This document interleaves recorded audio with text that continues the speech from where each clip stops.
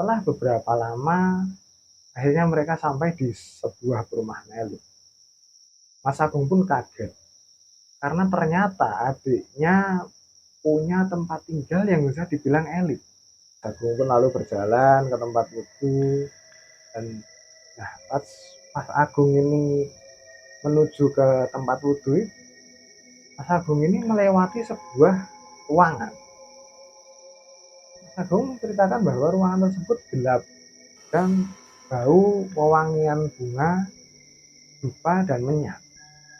Lihat itu, ternyata ada sosok makhluk hitam tinggi besar di halaman rumah.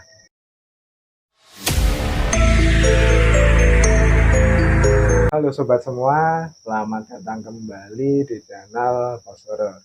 Channel yang membawakan cerita-cerita misteri dan cerita-cerita horor. Untuk kalian yang mungkin kebetulan menemukan channel kami lewat di beranda kalian dan tertarik dengan cerita-cerita bertema horor dan bertema misteri, kalian bisa subscribe channel kami agar mendapatkan update-update video terbaru dari kami. Nah, kami ingin menginfokan bahwa kami tayang setiap hari Selasa dan hari Kamis pukul 7 malam. Nah, cerita kali ini berasal dari salah satu subscriber kami, itu saja bernama Mas Agung. Mas Agung ini adalah seorang karyawan. Di sini Mas Agung menceritakan kisah yang sebut saja ini namanya Dika. Si Dika ini adalah adik dari Mas Agung. Di sini Dika ini setelah lulus dari SMA tidak lanjut kuliah, melainkan langsung lanjut bekerja. Dika langsung melamar di salah satu toko handphone dan juga alhamdulillahnya langsung diterima. Tempat Dika bekerja ini lumayan cukup jauh dari tempat tinggalnya. Maka diputuskanlah untuk ngekos. Biasanya Dika ini pulang seminggu sekali ke rumah. Nah, di sini Mas Dika selalu bercerita kepada kakaknya, yaitu Mas Agung, bahwa Dika ini ingin sukses dengan melakukan usaha sendiri. Tapi karena keterbatasan dana, itu hanya menjadi sebuah angan-angan saja.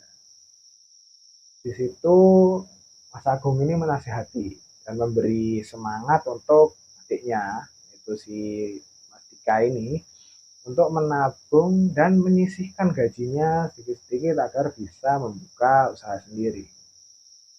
Nah, selang beberapa bulan, Mas Dika ini yang ternyata seminggu sekali pulang ke rumah, ternyata jadi jarang pulang ke rumah. Awalnya Mas Dika ini tidak pulang selama seminggu, kemudian naik lagi jadi 2 minggu, gitu terus sampai akhirnya 1 bulan bahkan hingga setahun tidak pulang. Akhirnya Mas Dika ini seperti hilang saja, tidak ada kabar atau lost contact dengan keluarganya. Nah, di situ keluarganya, terutama orang tuanya dan kakaknya ini pun khawatir. Mas Agung ini selaku kakaknya itu mempunyai inisiatif untuk mencarinya. Khawatir kan, Mas Dika ini tidak pulang-pulang. Di situ pun Mas Agung mencoba melacak dengan mendatangi tempatnya bekerja dan mendatangi toko HP di mana adiknya bekerja. Di situ setelah keesokan paginya, Mas Agung berangkat menuju ke toko HP tersebut. Nah, setelah sampai di lokasi, Mas Agung pun langsung mencari informasi-informasi mengenai adiknya. Setelah beberapa lama mencari informasi mengenai adiknya, kemudian didapatilah sebuah informasi bahwa adiknya itu ternyata telah resign atau telah keluar kerja dari beberapa bulan yang lalu. Di situ Mas Agung otomatis kaget. Ternyata adiknya ini selama ini sudah tidak bekerja di sana. Karena Mas Agung ini terakhir mengetahui adiknya ini masih bekerja di toko HP tersebut. Mas Agung pun bingung.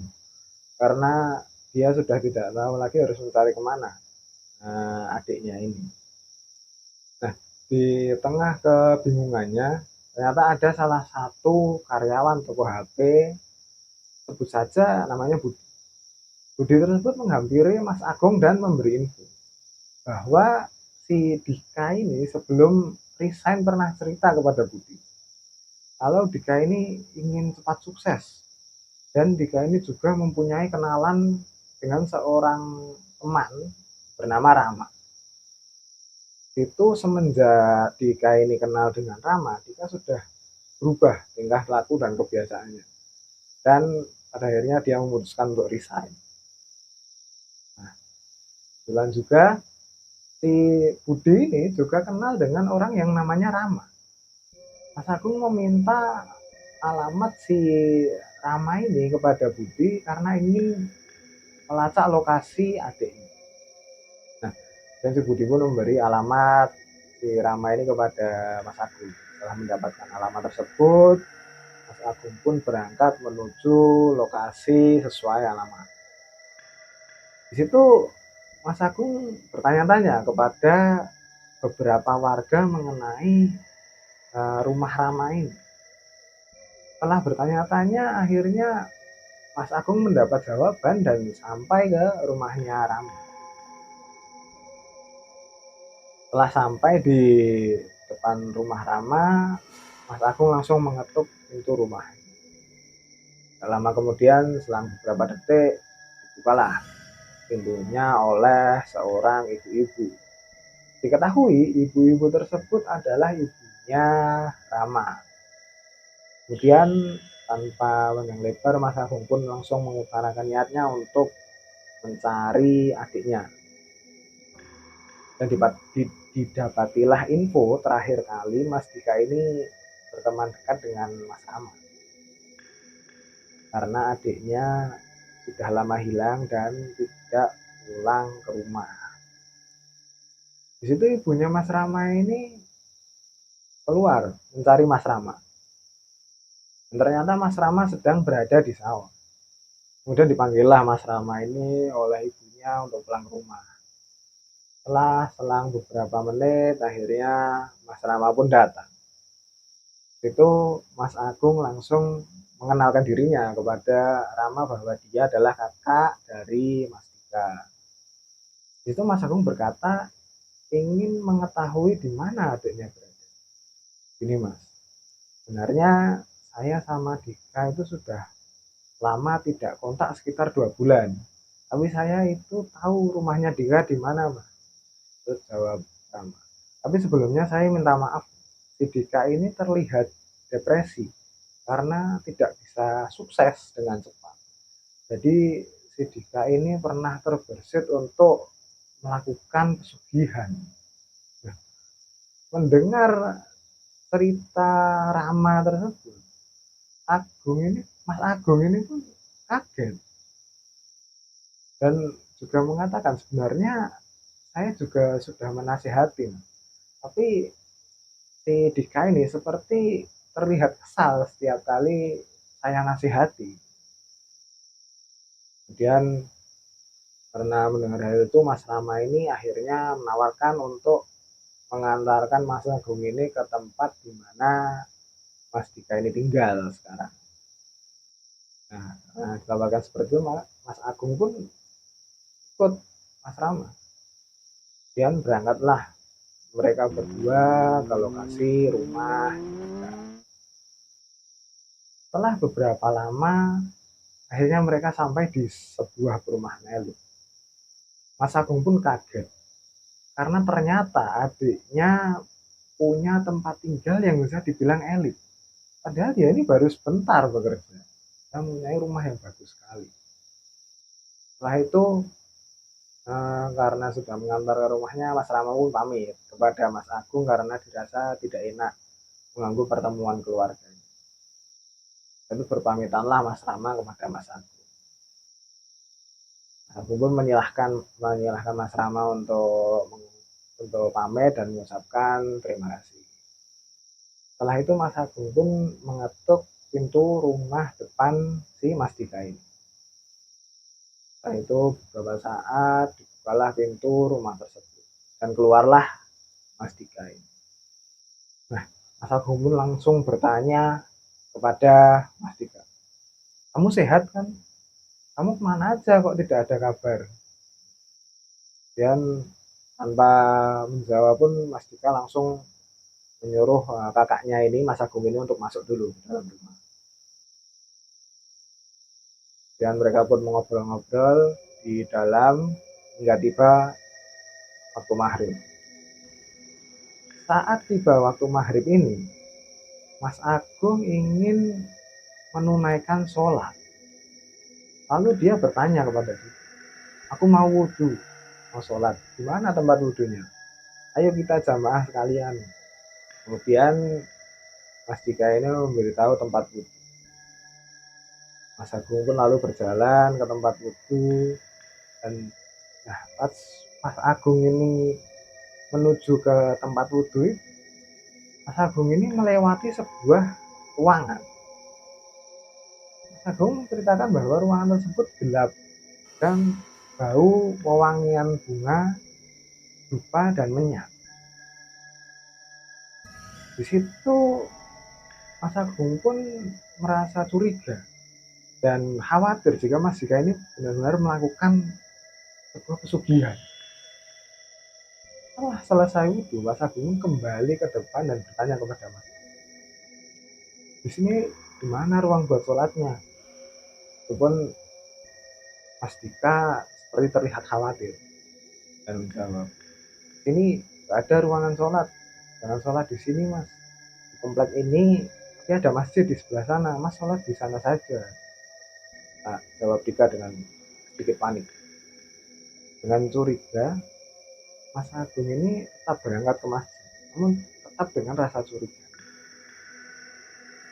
Setelah Mas Agung ini keluar berapa meter dari rumahnya Mas Dika ini, Mas Agung ini punya perasaan seperti menoleh ke belakang ke arah rumah Dika.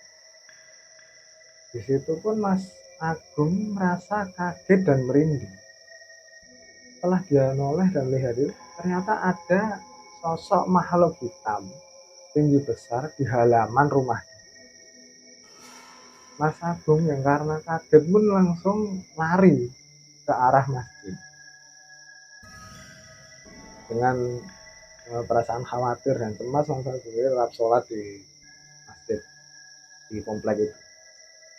Nah, setelah selesai menunaikan sholat, Mas Agung pun langsung bergegas kembali ke rumahnya Mas Dika. Mas Agung pun langsung mendesak Dika untuk menceritakan bahwa Dika ini sudah melakukan pesugihan. Setelah didesak pun Mas Dika pun akhirnya mengaku dan menjelaskan juga bahwa memang Mas, aku ini melakukan pesugihan karena aku ingin sukses untuk membuka usaha. Kemudian Mas Agung ini pun jawab juga, tapi kenapa kamu menghilang sampai lost kontak dengan keluarga? Dika pun akhirnya menjelaskan, ketika aku melakukan pesugihan ini, kalian itu sudah bukan kuanggap keluargaku. Kenapa aku seperti ini? Karena aku ini ingin menyelamatkan kalian dari pesugihanku agar tidak menjadi tumbal. Setelah itu pun setelah menjawab seperti itu, Dika ini menyuruh Mas Agung untuk pulang dan berkata, pokoknya Mas, kalau kesini lagi jangan pernah mengucap hal-hal yang berbau agama. Dan kalau bisa jangan kesini lagi karena aku tidak ingin kalian celaka dan menjadi tumbal. Kemudian Mas Agung pun pulang ke rumah dan menceritakan keadaan adiknya kepada orang tua. Mas Agung ini bercerita jika Dika ini sedang merantau di luar pulau. Mas Agung berkata juga seperti itu karena agar orang tuanya ini tidak merasa khawatir. Itu pun setelah beberapa tahun kemudian Mas Agung ini mendapat kabar dari Rama, dari temannya Dika ini, bahwa Dika ini telah meninggal dunia karena mengalami kecelakaan. Di situ pun Mas Agung juga menyimpulkan mungkin bahwa adiknya ini sudah dimakan oleh pesugihannya tadi. Nah, tadi cerita yang bertemakan pesugihan juga yang berasal dari salah satu subscriber kami, nama Mas Agung. Jika kalian menyukai cerita barusan, kalian bisa like video kami dan kalian tentunya juga bisa share video kami ke teman-teman kalian mungkin yang menyukai cerita-cerita horor dan cerita-cerita misteri, atau mungkin kalian sendiri juga mempunyai cerita untuk dikirimkan kepada kami dan akan kami bacakan di episode-episode selanjutnya. Kalian bisa kirim melalui email, melalui DM Instagram, ataupun DM TikTok yang sudah kami taruh di deskripsi. Dan sebelum kami akhiri, kami ingin mengucapkan mohon maaf lahir dan batin, selamat menaikkan Hari Raya Idul Fitri bagi kalian yang merayakannya. Kami harap ibadah-ibadah kalian selama di bulan puasa Ramadan kemarin diterima dan dibalas sesuai dengan balasannya. Terima kasih juga untuk kalian yang sudah menonton video kami hingga saat ini. Kami ucapkan terima kasih dan sampai jumpa.